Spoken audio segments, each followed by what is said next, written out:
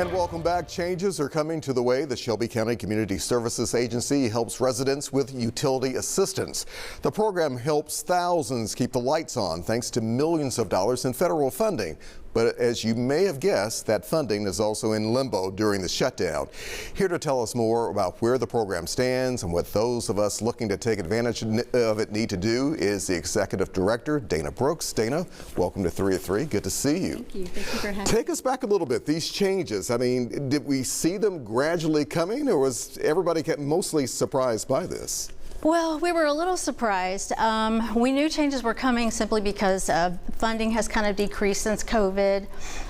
They had given us a little bit of warning as far as program requirements and prioritization, right, things like that, but nothing like we thought. So what are some of the challenges that you folks are really concerned about and the urgency, especially when it comes to making sure people can apply, but there are going to be some barriers for a lot of folks in Memphis and Shelby County, are there not? Absolutely.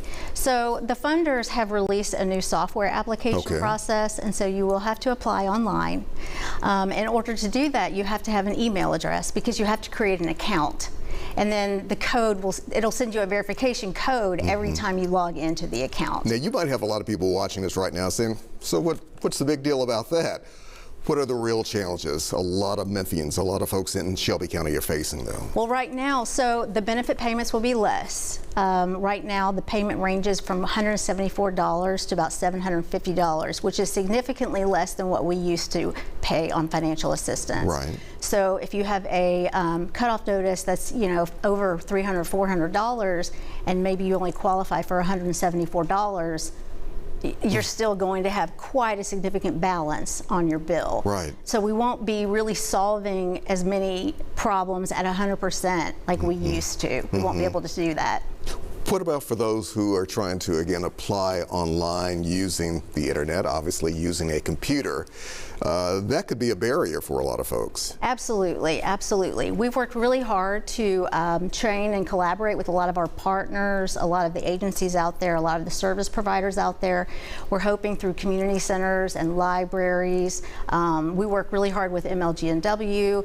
So we really are relying on support from our networks, our neighbors, to help people get the word out and get those email addresses created. Because not everybody has computer access, not everybody has internet access as well. Right. Yeah. Right. When it comes to a lot of people wondering, was this a decision made on the state level, on the federal level, on the county level? Who made this? It's the state. So the funding is federal funding. It comes down from Congress to the state of Tennessee. And then THDA, Tennessee Housing Development Agency, they're the ones that release the funding to the state counties. Tennessee as a whole has gotten about 35% less. 35% less? Yes, than pre-COVID. Right. So, and our funding is about 22% less than it used to be, even though Shelby County actually gets about 15% of the entire state's allocation. I was also reading a quote from you from earlier that says this program is going to look a little different than what a lot of folks are used to it looking like. What do you mean by that? So we used to be almost paper only. So people would come on site and fill out a paper application. We would help them process it. Now it's online. They control their own profiles. They have their own individual dashboards, and so they're doing everything electronically. That even includes uploading all of their documents. And so you've got to upload your documents into your profile. The processing, even on our end, looks different because it's all on the website. It's all online. And that website is a state-issued website. So, Dana, give me a better or a clearer idea how this is going to look. This is going to be challenging for not only the applicants, but it seems like it's going to be more of a headache for you folks as well, even though I know you're in the business of helping people. We do. We have a lot to learn. We're still getting trained. And so the state is working with all of our partners and Yeah, I mean, fortunately, they're just a phone call away. They do offer support, but yes, we are absolutely learning as the public is learning. Right. And so it's a huge learning curve for everyone. Is there a timeline that people are working against? I mean, to get all this paperwork in? Yes, so usually our program year starts October 1st. Okay. But because of the government shutdown, our funding hasn't been released yet, and so it keeps getting pushed back, the opening date. So right now, the online application is set to open on November 3rd. But if we don't have the money, they'll still be waitlisted. So, and they're prioritizing right now.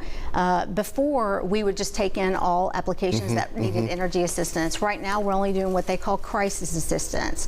And so you have to have a cutoff notice, 60 years or older, children in the home 5 or younger, have a disability, or be a veteran in order to qualify for that cutoff service. And those are the people that are being prioritized right now.